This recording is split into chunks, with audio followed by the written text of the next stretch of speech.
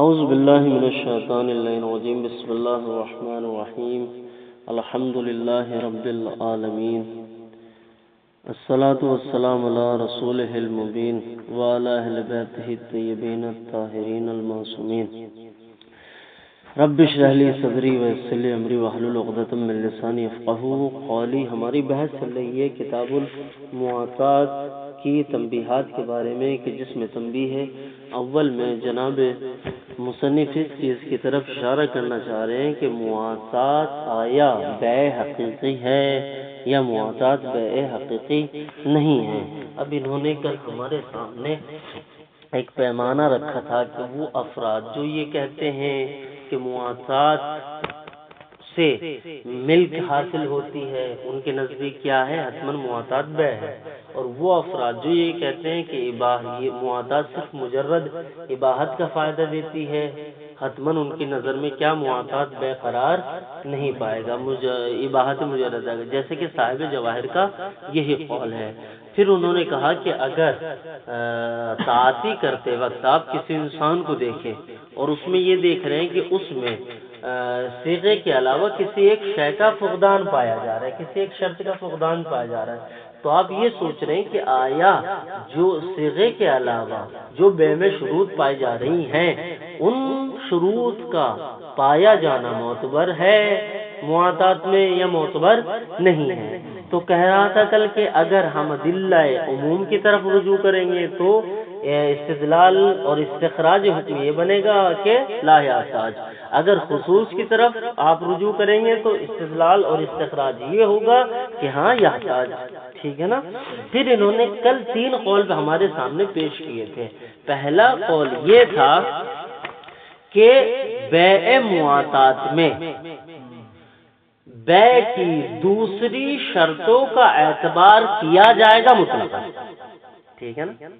معاطات میں بیع کی دوسری شرطوں کا اعتبار کیا جائے گا مطلقاً، یعنی چاہے وہ اباحت کا فائدہ دے رہا ہو یا ملکیت کا فائدہ دے رہا ہو۔ دوسرا قول یہ تھا کہ معاطات میں بیع کی شروط کا اعتبار نہیں کیا جائے گا مطلقاً، چاہے وہ افادت ملک دے رہا ہو یا افادت ملک نہ دے رہا ہو۔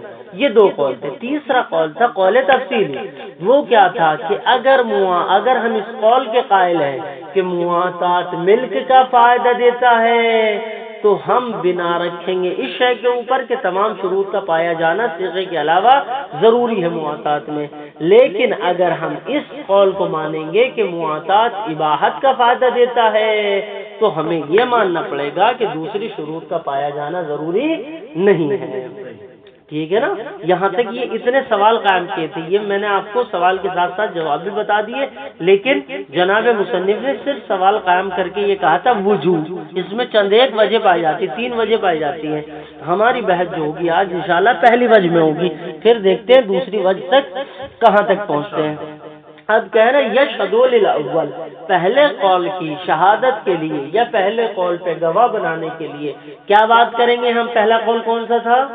اعتبار شروط البیع فی المعاطات مطلقاً، ٹھیک ہے نا، یہ تھا۔ وَيَشْهَدُ لِلْأَوَّلِ كَوْنَ الْمُعَاطَاتِ بَيْعًا عُرْفًا، کہ معاطات بیع عرفی ہے۔ جب آپ یہ مان لیں کہ معاطات بیع عرفی ہے تو نتیجہ کیا نکلے گا؟ فَيَشْتَرِطُ فِيهَا جَمِيعُ مَا دَلَّ عَلَى اشْتِرَاطِهِ فِي الْبَيْعِ، تو اس میں تمام ان شرطوں کا اعتبار کیا جائے گا جن شرطوں کا اعتبار بیع کے اندر کیا گیا ہے۔ وَيُؤَيِّدُهُ، اور اس شاہد کے اوپر، شاہد اول کے اوپر تائید کیسے کریں گے ہم؟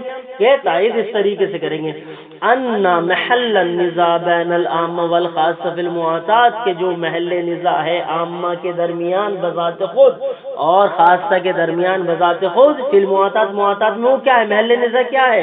ہوا ان الصیغہ معتبرۃ فی البیع کسائر الشرائط ام لا، کہ معاطات میں صیغے کی شرط کا اعتبار کیا گیا ہے کہ نہیں کیا گیا ہے، جیسا کہ دوسری شرائط کا اعتبار کیا جاتا ہے بیع کے اندر، مثلا عقل کا اعتبار کیا گیا ہے، بلوغ کا اعتبار کیا گیا ہے، ٹھیک ہے نا، اور جی تمام ثمن و مسمن کی جہاد کا علم ہونا، جیسا کہ ٹھیک ہے نا۔ اب بریکٹ چھوڑ دیں، بریکٹ واضح ہو چکا ہے۔ مسئلہ ہمارا آگے سے ٹھیک ہے نا. فی البیع کہ سائر الشرائط عملہ آیات بار کیا گئے کہ نہیں. فما انتفا فیہ غیر الصیغہ من الشروط البیع، جبکہ بریکٹ سے ہمارا تعلق آئے گا لیکن ابھی آ رہا ہے تھوڑی دیر کے بعد. فما انتفا فیہ، فیہ کی ضمیر کیسے پلٹائیں گے. فما انتفا فی بیع المعاطات شرطا من شروط البیع، ٹھیک ہے نا. جملہ ایسا بنے گا پورا، جب منتفی ہو جائے بیع معاطات میں بیع کی شرطوں میں سے کوئی اور شرط غیر الصیغہ، صیغے کے علاوہ، ٹھیک ہے نا. تو کیا ہوگا، خارج عن ھذا العنوان. تو یہ معاطات جس میں دوسری شرط فوت ہو رہی ہے وہ اس عنوان سے خارج ہو جائے گا. کون سے عنوان سے؟ جس عنوان کو اپنی کتب میں لکھا تھا تمام علماء خاص اور تمام علماء عامہ نے، جس کا بریکٹ یہ کما یفسون عنوان المسئلہ فی کتب کثیر من الخاصہ والعامہ، ٹھیک ہے نا. خارج عن ھذا العنوان، تو یہ اس عنوان سے خارج ہو جائے گا. کس شرط کے اوپر؟ کہ اگر صیغے کے علاوہ کوئی دوسری شرط بھی فوت ہو جائے معاطات میں تو یہ اس عنوان سے جو علماء نے اپنی کتب میں مسائل کے جو عنوان بنا رکھے ان عنوان سے، معاطات کے عنوان سے کیا ہو جائے گا، خارج ہو جائے گا. ٹھیک ہے. وَإِن فورزا مشارکن لہو فی الحکم، فرضا پڑھیں بلکہ وَإِن فرض مشارکن لہو فی الحکم، اگرچہ آپ یہ بھی فرض کر لیں کہ یہ والا کہ جس میں صیغے کے علاوہ دوسری شرط بھی مفقود ہے، ٹھیک ہے نا. وَإِن فَرَضَ مُشَارِكًا لَهُ، اگرچہ آپ اس کو مشارک بھی فرض کر لیں لہو اس بیع کے لیے کہ جس میں صیغے کے علاوہ تمام شروط پائی جاتی ہے، اس کے کس چیز میں، فی الحکم، حکم میں، یعنی اس کا حکم اور وہ بیع کہ جس میں صیغے کے علاوہ تمام شروط پائی جاتی ہے اس کا حکم، دونوں کے حکم اگر سے ایک ہو، اگر سے اباحت تصرف ہو مل رہا ہو دونوں کے ذریعے، لیکن پھر بھی عنوان مسئلہ سے خارج ہو جائے گا. وصلت انشاءاللہ. ولذا ابدعا فی الحدائق، بس اسی وجہ سے جناب صاحب الحدائق جناب یوسف بحرانی نے دعویٰ کیا ہے اپنی کتاب حدائق میں، کیا، ان المشہور بین القائلین بعدم لزوم المعاطات. مشہور کیا ہے؟ علماء مشہور کیا کہتے ہیں؟ علماء کے درمیان مشہور کیا ہے؟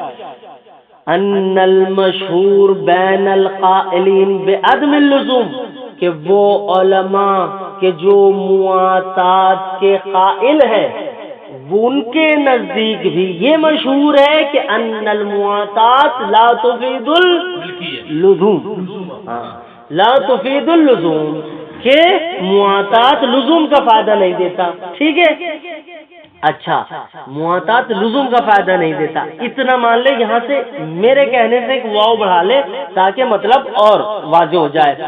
وصحت المعاطات المذکورہ، معاطات لزوم کا فائدہ نہیں دیتا لیکن فائدہ وصحت المعاطات المذکورہ، لیکن اس کے باوجود بھی یہ معاطات کیا ہے، صحیح ہوگا. ٹھیک ہے نا. معاطات صحیح ہے لیکن لزوم کا فائدہ نہیں دے گا. کس شرط کے ساتھ؟ اس شرط کے ساتھ اذا استکملت شروط البیع غیر الصیغۃ المخصوصہ، جب اس معاطات میں وہ تمام شرائط پائی جا رہی ہوں جو بیع کے شروط میں سے ہیں صیغے کے علاوہ، تو وہ کیا ہوگا، معاطات صحیحہ، یعنی بیع صحیحہ ہوگی اگرچہ لزوم کا فائدہ نہ دے. ٹھیک. ہاں. اچھا. وَأَنَّهَا تُفِيدُ إِبَاحَةَ تَصَرُّفٍ، اور یہ معاطات اباحت تصرف کا فائدہ دے گا، کس کو؟ کل منہما، ان دونوں اخذ و عطا کرنے والوں میں سے ہر ایک کو، فیما سارا الیہ من العوض، جو ان کے پاس ایک دوسرے سے عوض گیا اس میں اباحت تصرف کا انہیں فائدہ ملے گا، لزوم کا فائدہ نہیں ملے گا۔ اور تمام شروط اگر اس میں پائی جا رہی ہے تو آپ کیا کہیں گے کہ ان المعاطات صحیحۃ واذا فقد شرطا من شروط البیع غیر الصیغہ فنحکم انہ لیس بصحیح۔ یہ بتانا چاہ رہے ہیں کہ اگر صیغے کے علاوہ تمام شروط ہیں، اگرچہ وہ علماء جو کہہ رہے ہیں کہ لزوم کا فائدہ نہیں دیتا، لیکن یہ کہتے ہیں کہ معاطات صحیح ہے، یہ بتانا چاہ رہے ہیں۔ ومقابل المشہور فی کلامہ، یعنی فی کلام صاحب الحدائق، اور مشہور کے مقابل میں ایک قول اور ہے، فی کلام صاحب الحدائق، صاحب حدائق کے کلام میں، وہ کیا ہے؟ کچھ کہہ رہے ہیں؟ وہ کیا ہے؟ قول العلامہ، علامہ علیہ الرحمہ کا قول ہے۔ پھر نہایت الاحکام میں کیا؟ بفساد المعاطات، کہ معاطات فاسد ہے، کس جہت سے؟ المعاطات التی فاقدۃ الصیغہ، وہ معاطات کے جس میں صیغے کا فقدان ہے، وہ کیا ہے؟ فاسد ہے، صحیح، ٹھیک ہے نا؟ کما سرہ بہی بعد ذالک، جیسا کہ جناب صاحب حدائق نے اس کی تشریح کی ہے اس قول کے بعد۔ اب یہاں پر فلا یکون کلامہ، یعنی کلام صاحب الحدائق موہما لثبوت الخلاف، پس صاحب حدائق کا کلام وہم پیدا کرنے والا نہیں ہوگا خلاف کو ثابت کرنے کے لیے، فی اشتراط صحت المعاطات، کہ شرط ہے معاطات کی صحت کے لیے، بے استجماع شرائط البیع، کہ اس کے اندر بیع کی تمام شروط پائی جاتی ہوں غیر صیغۃ المخصوصہ۔ کہا اس جملے سے کہنا کیا چاہ رہے ہیں؟ میں نے یہاں پہ ایک جملے کا اضافہ کیا تھا، فی النہایت بفساد المعاطات، ٹھیک ہے نا؟ جناب علامہ نے کہا ہے کہ اپنی کتاب نہایہ میں کہا ہے کہ معاطات فاسد ہوگا، تو یہاں یہ میں نے ایک جملے کا اضافہ کر دیا تھا، الفاقدۃ للصیغۃ فقط۔ اگر اس لفظ کو آپ ہٹا دیں تو مطلب یہ نکل رہا ہے کہ اختلاف واقع ہوا ہے علماء کے درمیان، یعنی علماء مشہورہ کے درمیان اور علماء غیر مشہورہ کے درمیان، کہ وہ معاطات کے جس میں کیا صیغے کے علاوہ تمام شروط پائی جاتی ہیں وہ صحیح ہوگا اور اباحت کا فائدہ دے گا، لیکن اس کے مقابلے میں کس کا قول ہے؟ جناب علامہ کا، وہ کہہ رہے ہیں ان المعاطات فاسدۃ، معاطات فاسد ہے، یعنی گویا وہ یہ کہنا چاہ رہے ہیں کہ معاطات لیس بصحیح، معاطات صحیح نہیں ہے۔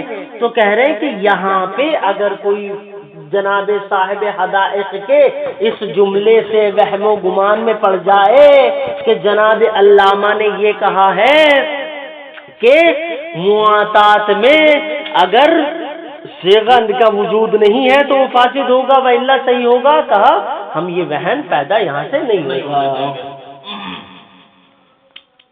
ٹھیک، وَيَشْهَدُ لِلثَّانِي، دوسرا قول کیا تھا؟ عدم شروط فی المعاطات من شروط البیع مطلقا، ٹھیک ہے نا؟ دوسرا قول یہ تھا عدم اعتبار الشروط، ٹھیک ہے نا؟ وَيَشْهَدُ لِلثَّانِي، کیا شہادت ہے؟ کیا پیش کرنا چاہ رہے ہیں؟ ان البیع فی النص والفتوی، کہ جو بیع ہے نص میں اور فتویٰ میں، ظاہر، یہ ظاہر ہے۔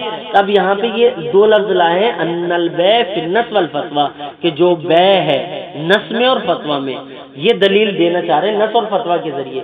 تو کہنا یہ چاہ رہے ہیں کہ یہاں فتویٰ سے مراد جناب مصنف کا علماء کا فتویٰ دینا نہیں جو انہوں نے اپنی مسائل فقہیہ میں دے رکھا ہے، بلکہ کیونکہ فتویٰ حجت نہیں ہوتا، یہاں پہ دلیل پیش کرنی ہے انہیں، تو فتویٰ دلیل اور حجت نہیں ہوتا ہے، تو یہاں پر فتویٰ سے مراد اجماع ہے علماء کا، ٹھیک ہے نا؟ ان البیع فی النص والفتوی، کہ جو بیع ہے نص میں، نص قرآنی یا نص احادیث یا نص فتویٰ میں، وہ کیا ہے؟ ظاہر فیما حکم فیہ باللزوم، یہ ظاہر ہے کس چیز میں؟ اس بے میں کہ جو جس میں حکم لگایا جاتا ہے، حکما یا حکم، حکما پڑھیں، حکما فیہ باللزوم، کہ جس بے میں جس عقد میں حکم لگایا جائے لزوم کا، نص میں اور اجماع میں یا فتوے میں بے کسے کہتے ہیں؟ اسے کہتے ہیں کہ جس میں لزوم کا حکم لگایا جا رہا ہو، ٹھیک ہے نا؟ وَثَبَتَ لَهُ الْخِيَارُ، اور اس کے لیے اخذ و عطا کرنے والے کے لیے، بیع و شراء کرنے والے کے لیے کیا ہو؟ خیار بھی ثابت ہو۔ فی قولہم، علماء کے قول میں کیا ہے؟ بلکہ علماء کا قول نہیں ہے، بلکہ بذات خود رسول خدا سے روایت ہے البیع، لیکن فی قولہم سے مراد وہی فتویٰ چلا جائے گا یا اجماع کہہ لیں آپ۔ کیا ہے؟ البیعان بالخیار ما لم یفترقا بالابدان، کہ جو خرید و فروخت کرنے والے ہیں وہ کیا ہے؟ اختیار ہوں جب تک وہ بدنی طور پر ایک دوسرے سے جدا نہ ہو جائے، ونحوی، اس کے علاوہ جو دوسرے قاعدے ہیں یا دوسری نصوص جو وارد ہوئی ہیں۔ ٹھیک، اب یہاں سے اس قول ثانی کے دو حصے کریں گے۔ پہلا حصہ کیا ہے؟ مطلقاً کہا تھا نا، پہلے والے میں بھی مطلقاً ہے، دوسرے میں بھی مطلقاً ہے۔ مطلقاً سے مراد کیا تھا؟ یا تو اباحت کا فائدہ دے گا یا ملک کا فائدہ دے گا۔ پہلے اباحت کیا آ رہے ہیں؟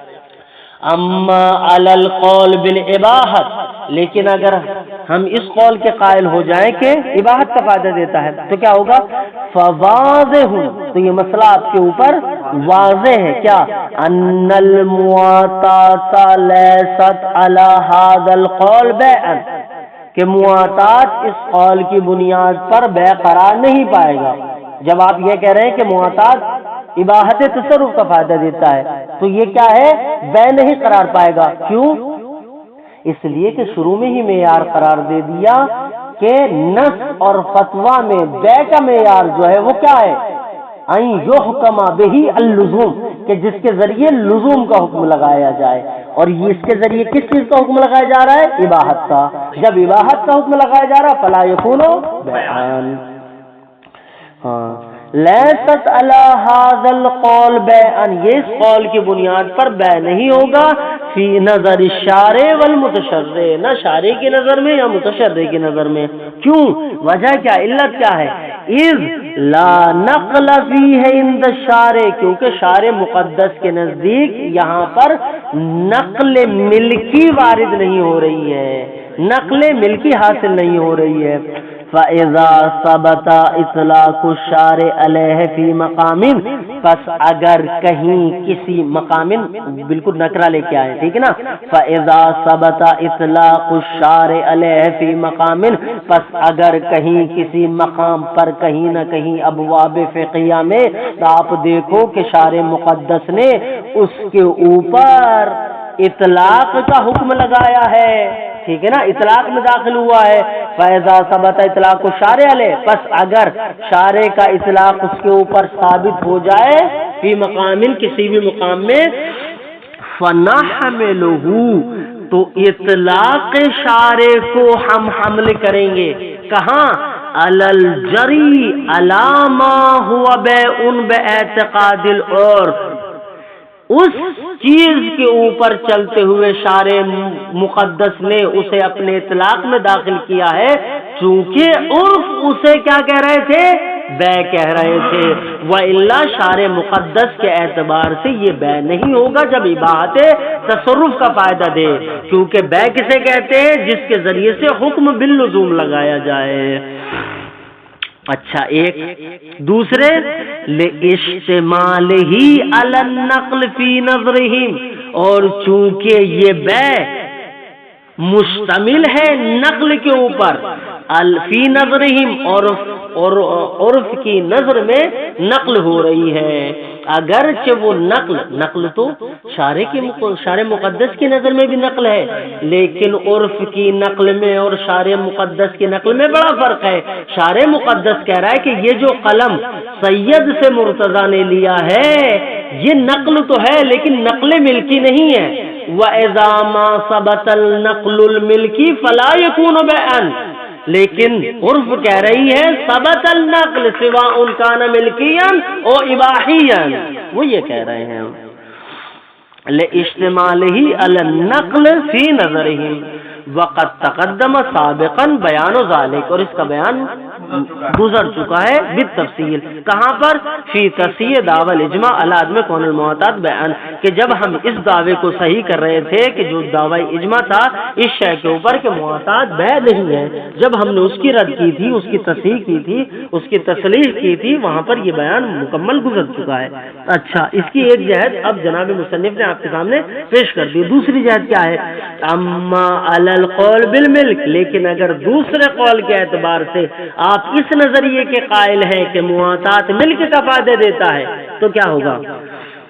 فَلِأَنَّ الْمُطْلَقَ يَنْصَرِفُ إِلَى فَرْضِ الْمَحْكُومِ بِاللُّزُومِ، تو جب اس میں اطلاق پایا جاتا ہے، فَلِأَنَّ الْمُطْلَقَ کہ جو مطلق ہے وہ کیا ہے؟ ینصرف الی الفرض المحکوم، فرض محکوم کی طرف منصرف ہوتا ہے، اور محکوم کیسا ہے؟ المحکوم باللزوم، کہ جس کا حکم لزوم کے ذریعے لگایا جا رہا ہے۔ فی قولہم، جیسا کہ فی قولہم سے مراد انہوں نے علماء کے اقوال کو لیا ہے، جبکہ یہ اصل میں حدیث ہے، ٹھیک ہے نا؟ البیان بالخیار، کہ اخذ و عطا کرنے والے، خرید و فروش کرنے والے وہ کیا ہے؟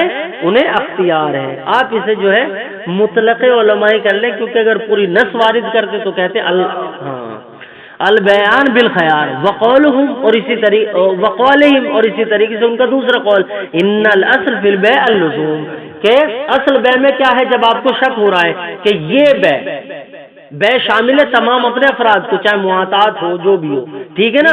اب کہہ رہے ہیں کہ جیسے ہی آپ کو شک ہوا کہ یہ بیع معاطاتی آیا لزوم کا فائدہ دیتی ہے یا عدم لزوم کا، کہہ رہے جیسے ہی شک جاری ہو آپ اس حالت لزوم جاری کر دیں۔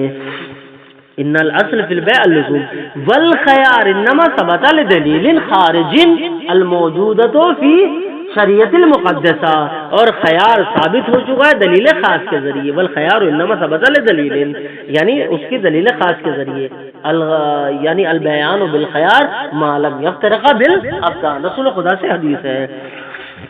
وان البیع بقول مطلق، اور بیع قول مطلق کے ذریعے، من العقود اللازمہ، یہ عقود لازمہ میں سے ہے، وقول، یعنی یہ سارے کے سارے ان افراد کو المحکوم باللزوم سے کہہ رہے ہیں ہم تمام ان اطلاقات کو آپ کے سامنے پیش کر رہے ہیں کہ جن کے ذریعے آپ استدلال کر کے حکم لگائیں گے ملکیت کا، ٹھیک نا؟ وقولہم البیع هو العقد الدال علی التراضی، مثلا جیسے شروع میں گزرا ہے، یا اس کے علاوہ دوسری عبارت ہے کہ بیع اس عقد کو کہتے ہیں جو دلالت کرتا ہے مثلا ترازی کے اوپر، جو دلالت کرتا ہے لزوم کے اوپر، جو دلالت کرتا ہے فلا فلا اشیاء کے اوپر، ونحو ذالک، اور اس کے علاوہ جو دوسرے چیزیں یا تعریف میں ہم نے شروع میں آپ کے سامنے 5 سے 6 تعریفیں ذکر کی تھی، اس میں موجود ہے، آپ رجوع کر سکتے ہیں۔ وبالجملہ فلا يبقى للمتأمل شک، پس تأمل کرنے والے کے لیے کوئی شک باقی نہیں رہ جاتا، کس چیز میں؟ فی ان اطلاق البیع فی النص والفتوی، کہ بیع کا اطلاق نص میں اور فتوے میں جو آیا ہے اس سے کس چیز کا ارادہ کیا گیا ہے؟ یراد بہ، اس اطلاق سے ارادہ کیا گیا ہے ما لا یجوز فسخہ، کہ جس کا فسخ کرنا جائز نہیں ہے، اور جس چیز کا فسخ کرنا جائز نہیں ہوتا وہ کیا ہوتا ہے؟ لازم ہوتا ہے، اور جب لازم ہوتا ہے تو اتنا مان لے کہ لازم فرع ملکیت کی، فَإِذَا ثَبَتَ الْفَرْعُ تَثْبُتُ الْأَصْلُ بِنَفْسِهِ، ٹھیک ہے نا؟ یراد بہی، اس اطلاق سے ارادہ کیا گیا ہے ما لا یجوز فسخہ، کہ جس کا فسخ کرنا جائز نہیں ہے، الا بفسخ عقدہ بخیار، مگر یہ کہ وہ اس کو فسخ کرے عقد کے خیار میں سے کسی ایک خیار کے ذریعے، خیار غبن ہے، خیار مجلس ہے، اور حیوانات وغیرہ کے، او بتقایل، یا وہ اقالہ کر لے، ٹھیک ہے نا؟ اپنی بات سے پلٹ جائے۔ ووجہ الثالث، تیسری وجہ کیا ہے؟ ما تقدم، تیسری وجہ یعنی تیسرا قول کیا تھا؟ هو القول بالتفصیل، اذا قلنا بالملک فیعتبر جميع شروط البيع، واذا قلنا بعدم الملک یعنی الاباحہ فلا یشترط. زاد الاشرف کا خیل عزیز. وجہ ثالث ما تقدم للثانی علی القول بالاباحہ، کہ جو دوسرے والے قول میں گزر چکا ہے. ما تقدم للثانی، جو دوسرے قول میں گزر چکا ہے. علی القول بالاباحہ، کہ جب آپ یہ کہہ رہے تھے کہ اباحت کے قائل ہیں، ٹھیک ہے نا. یہ مسئلہ کس نائیے سے؟ من سلب البیع عنہ، اس سے کیا ہے؟ سلب بیع ہے. یعنی دلیل دی تھی پہلے کہ نص میں اور فتوے میں بیع اسے کہتے ہیں جس کے ذریعے حکم لگایا جائے لزوم ملکیت کا، اور آپ کہہ رہے ہیں کہ معتاد اباحت کا فائدہ دیتا ہے، فلا یکون بیعا. وہی استدلال پورا کا پورا. وللاول علی القول بالملک، اور آپ پہلے والے قول پہ چلے جائیں اس ناحیت سے کہ جب آپ ملک کے قائل ہو رہے ہیں، تو وہاں کیا تھا؟ اعتبار شروط البیع، ٹھیک ہے نا. یعنی تمام شروط بیع کا اعتبار کیا جائے گا معتاد میں. لو افادت الملکیہ. وللاول علی القول بالثانی، اور جو ہم نے ذکر کیا ہے پہلے والے قول میں علی القول بالملک، قول بالملک کے اعتبار سے کیا؟ من صدق البیع علیہ حینئذ، کیسی صورت میں اس کے اوپر بیع کا اطلاق ہوگا اور بیع صادق آئے گا جب یہ ملک کا فائدہ دے رہا ہے. وَإِن لَّمْ يَكُنْ لَازِمًا، یعنی وَإِن لَّمْ يَكُنِ الْمِلْكُ لَازِمًا، اگرچہ آپ کو ملک لازمہ نہ بھی حاصل ہو رہی ہو، پھر بھی ملک حاصل ہو رہی ہے، فَيَكُونُ بَيْعًا، تو یہ بیع ہوگا. اچھا. وَيُمْكِنُ الْفَرْقُ، یہاں سے جناب مصنف نے شروع میں کیا کہا؟ تین قول، ٹھیک ہے نا. ایک یہ ہے، ایک یہ ہے، ایک یہ ہے. اعتبار الشروط، عدم اعتبار الشروط، التفصیل بینہما، ٹھیک ہے نا. یہ یہاں سے وَيُمْكِنُ الْفَرْقُ سے چوتھا قول بیان کر رہے ہیں، لیکن جناب مصنف نے اسے قول شمار نہیں کیا ہے، جبکہ یہ قول ایک بنے گا. وَيُمْكِنُ الْفَرْقُ بین الشرط الذی ثبت اعتبارہ فی البیع، اور ممکن ہے ہم فرق کریں شرط میں. کیسی شرط؟ الذی ثبت اعتبارہ، کہ جس کا معتبر ہونا ثابت ہوا ہے فی البیع، بیع کے اندر. کس چیز کے ذریعے؟ من الناس، نص کے ذریعے. مثلا نص وارد ہو یعتبر فی البیع العقل، ان یکون الموجب عاقلا، ان یکون القابل بالغا، اس طریقے سے، ٹھیک ہے نا. فَيُحْمَلُ، بس ایسی صورت اگر ثابت ہے یہ شرط، فَيُحْمَلُ عَلَى الْبَيْعِ الْعُرْفِي، تو ایسی صورت میں حمل کریں گے بیع عرفی کے اوپر.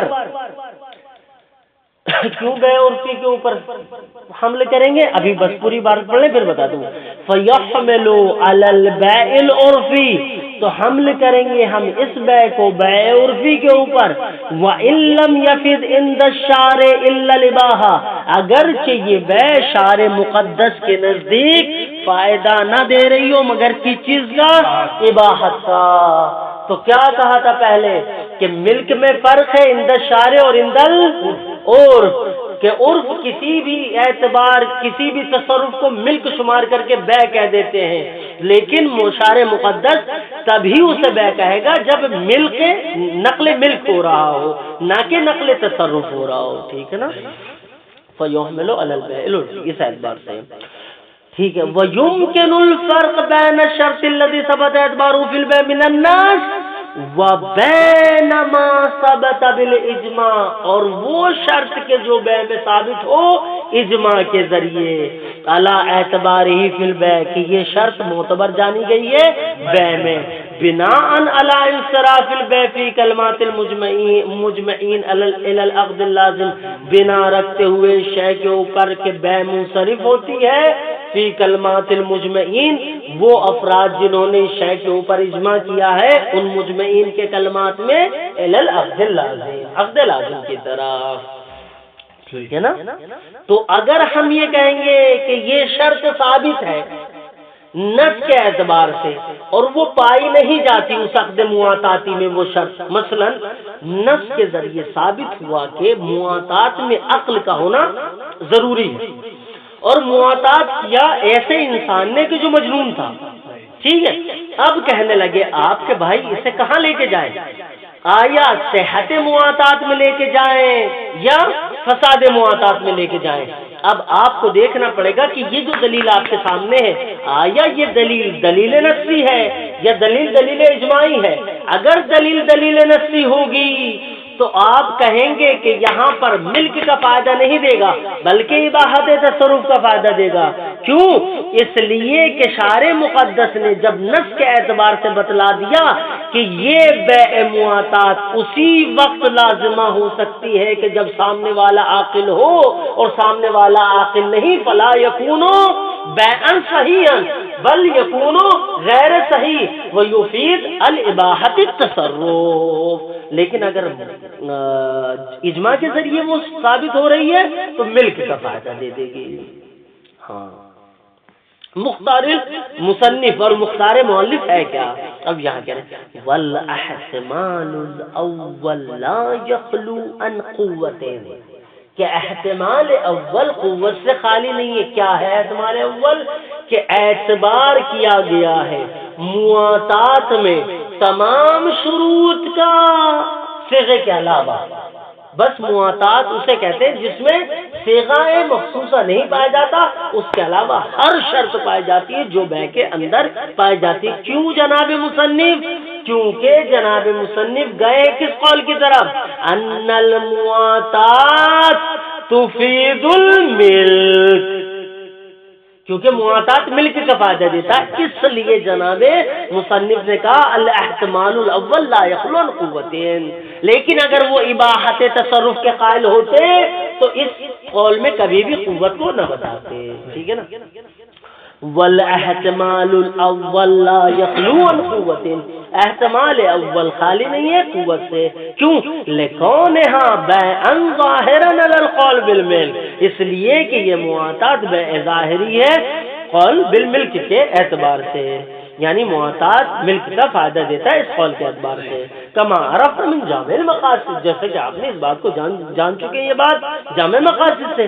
واما القول بالاباحات، لیکن اگر آپ اس قول کے اوپر حمل کریں، قول بالاباحت کے اوپر، فلانها لم تثبت الا فی المعاملہ، فلانها کی ضمیر کہاں جائے گی؟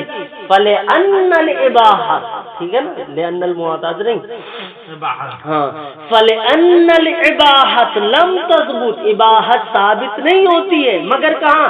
الا فی المعاملہ، مگر اس معاملہ مواطاتی میں کہ جس کی صفت کیا ہے؟ الفاقدۃ للصیغہ فقط، کہ جو صرف اور صرف صیغے کا مفقود ہے، جس میں فلا تشملو، بس یہ شامل نہیں ہوگی کس معاملے کو؟ للمعاملۃ التي الفاقد للشرط الاخر غیر الصیغۃ المخصوصہ، اس شرط کو فاقد ہے مثلا یہ معاملہ کہ جو صیغے کے علاوہ مثلا بلوغ کی شرط ہے، عقل کی شرط ہے، تو یہ شامل نہ ہوگی۔ والحمدللہ رب العالمین۔